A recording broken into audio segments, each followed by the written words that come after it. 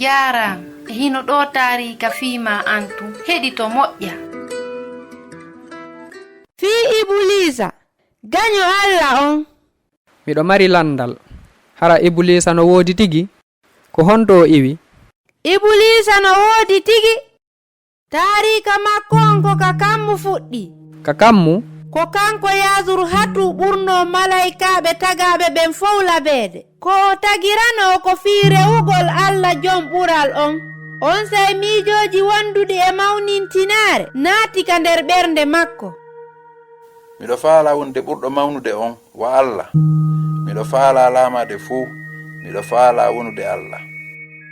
Ɓayru himo faalano wonude ɓurɗo mawnude on e diyo o rewu ɓurɗo mawnude on. E mana Allah jon gurdanɗan on piitimo ka leydi. Gila nden nyande himo noddireede Ibulisa maɗum kadi seytaane ko kanko woni gaño Allah on. Himo rewirde no o waawiri fof fiino o jiiɓira eno o bonnitira eɓɓore Allah nde Allah eɓɓani nden yimɓe makko ɓen. Allah no faala yo en wuuru. Ibulisa ko mayde men nden faala. Allah no yiɗi gonga on. Ibulisa kanko ko fenoowo. Allah no yiɗi yo yuɓɓondiral wonu hakkunde makko e yimɓe ɓen. Kanko Ibulisa ko mulugolɓe o faala. O fooluno Adama e Hawa. Ɓe yani e ko jarribiɓe kon. Miɗo holludema eɓɓore makko bonde nden. Fiino o naɓira yimɓe ɓen ka woɗɗiti e Allah.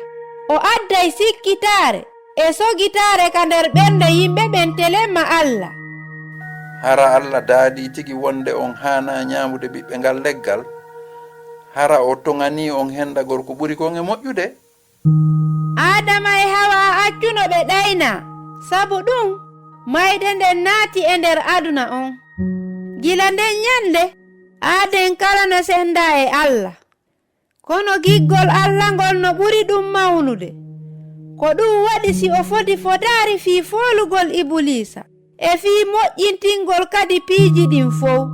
Fow wontira no wonirno non ka aranu. Ɗum ko fii Annabi Isa wona e yewtede. Miɗo felliti. Ko goonga ma. Ko Annabi Isa woni fooluɗo on. Ibulisa no diwnude yeeso inde makko nden. Himo anduno gila ka lawwal ko Annabi Isa waɗata nde. O jibina.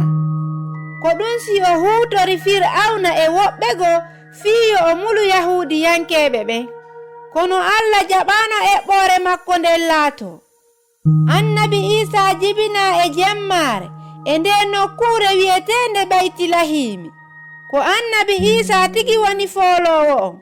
Ko addimo ko fii bonnugol kuuɗe Ibulisa ɗen. Ko ɗum si Ibulisa anyimo. Joni non himo furgude. Heɗite taarika hikkiiɗo on. Mi sifanto on yewtere an nden.